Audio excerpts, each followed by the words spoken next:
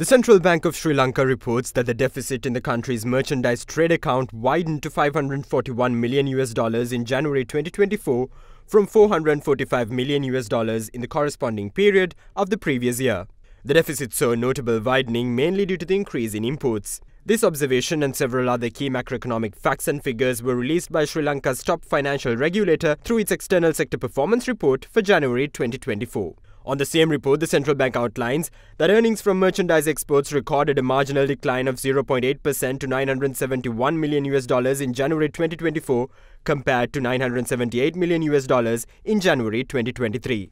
A decline in earnings was observed in industrial exports and mineral exports, while agricultural exports increased in January 2024.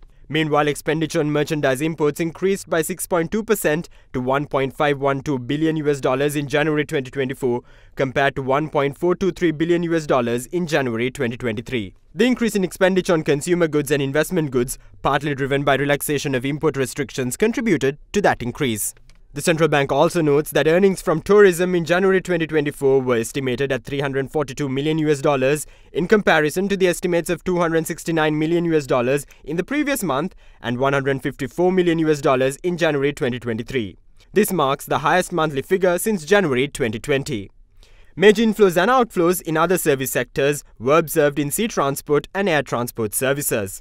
Other significant developments in the external current account noted by the central bank included the increase of workers' remittances to $488 million in January 2024 compared to $437 million in January 2023.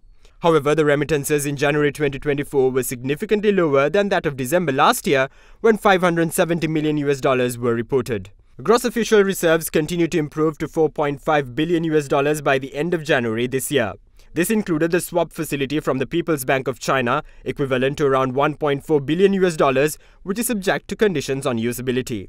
The increase in the gross official reserves was mainly due to the substantial net purchases of foreign exchange from the domestic market by the central bank.